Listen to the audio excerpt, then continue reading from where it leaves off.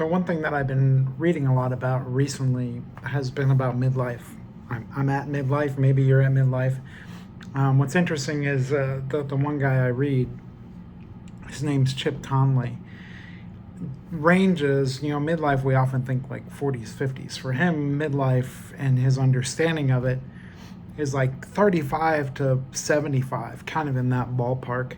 Most of us probably wouldn't think that young. Most of us probably would also not think that old. But as people have progressively lived longer, we kind of have to redefine what this means. And the work that he does in helping people in this process of moving into midlife, um, statistically speaking, more and more, I guess it would be older millennials at this point, 30s, 30ish, are coming to his programs more often because there's a greater demand for purpose, greater people want some kind of fulfillment in their life, and it seems to be missing.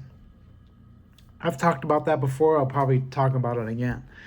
One of the elements that he speaks about, which I think is a great aspect, and it's probably a good indicator where you are in your own life's journey, that for a lot of our lives, especially when we're younger, life is very much about accumulation.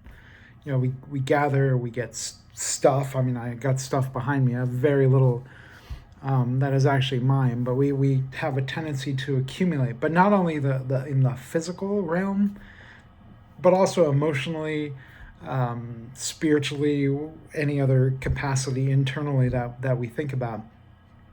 Because we don't always quite know how to navigate our internal life, we have a tendency to kind of, everything just gets latched on. So if I experience some experience of pain earlier in my life, if there's other moments throughout the course of my life that are similar, it just becomes attached.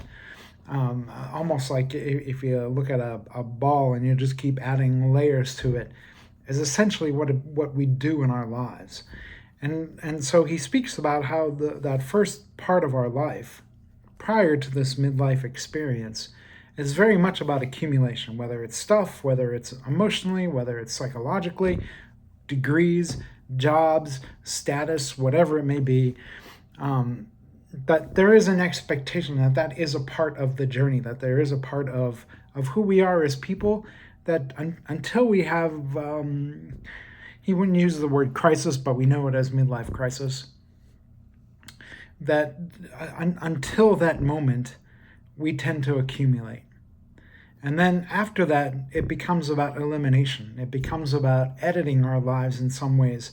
Can we now begin to look at maybe the stories of our own lives, what has helped us get to that point, and see, maybe I haven't looked at the larger context.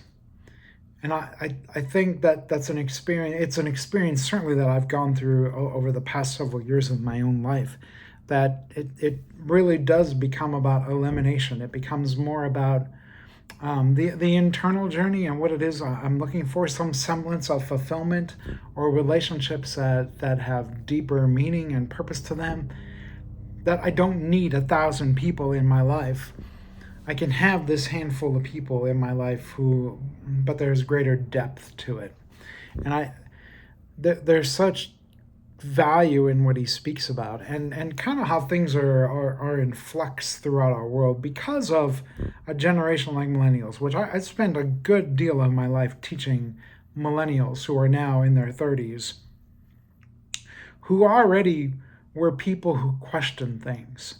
They were people who questioned the way things were done. And now we kind of begin to see the upheaval of a lot of that in our world, in our society.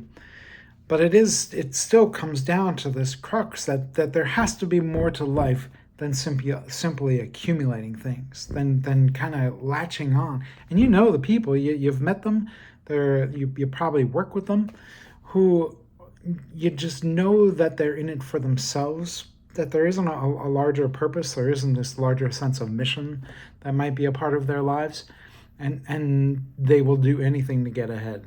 They'll do anything to move up the ranks, and even if that means stepping along people along the way. And that happens in all aspects of our lives. But that's beginning to switch. and what really matters and what's really important. And I do believe that Chip is correct in that the second half of life has to be about editing. It has to be about eliminating what has been accumulated. Kind of like going in, having a garage sale with all your internal stuff. Can you put it all out there and say, what do I really need? What really matters at this point in my life? And I know when I had left ministry, it was a very inflectual point in my life. I didn't have a lot of material possessions to begin with. I'm not that kind of person.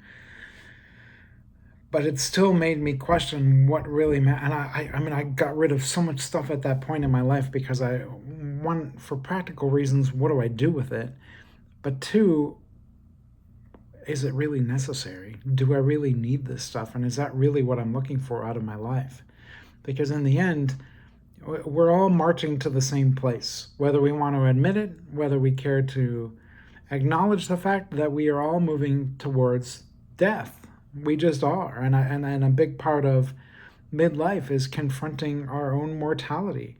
And it becomes difficult when you start to see people your age, younger than your age, dying, cancer, all this other stuff that we experience in our world.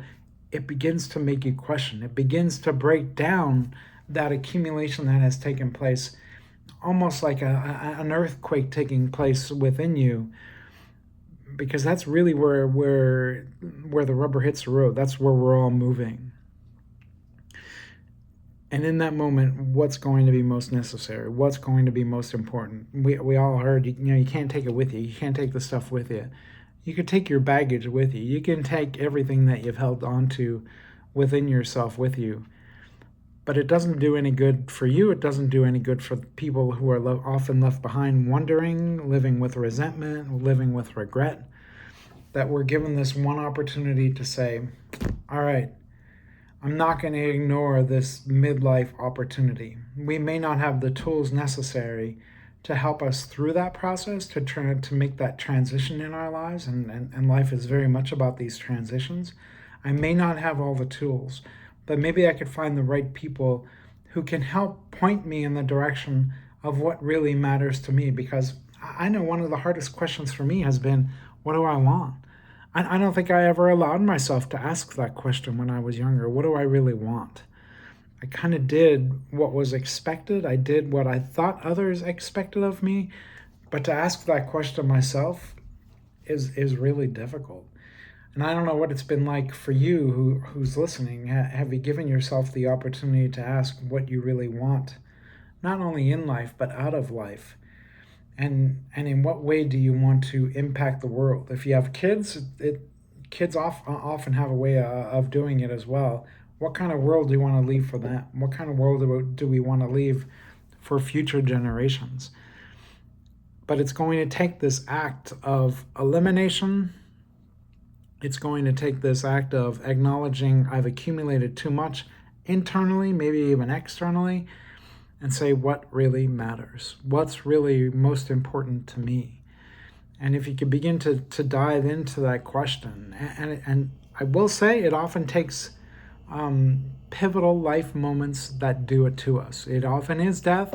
It is often losing a job. It is often leaving something that you've done for a long time that really jolts the way you see, jolts the way that you look at your life, and jolts what it is that you really want. And so if you find yourself at that point, maybe in between accumulation and beginning to eliminate and edit your life, keep going forward, because it is very, very easy to step back into what was. For whatever reason, we can handle being miserable because that's what we know. We can handle being grumpy and angry about life because that's what we know. But there is a path forward. There is a way forward that allows you to live the life that you want. And it requires a lot of editing on our part. It requires a lot of elimination on our part. And sometimes that's difficult for us. But, as we say, you can't take it with you. You can't take any of it with you. So why not start getting rid of it now? Why not start eliminating things in your life that just aren't necessary so that you could begin to create space within yourself for something new, for a new opportunity, for a new way of seeing life, for maybe even a new purpose in your life. It is one of the hardest and yet one of the best things you can do for yourself. Start eliminating, start getting rid of what no longer works emotionally, spiritually, physically, mentally, all aspects of our lives, and allow that space to begin to open within yourself. And there's magic out there, there's magic within you. It's just waiting to be set free and be given the opportunity to come to life.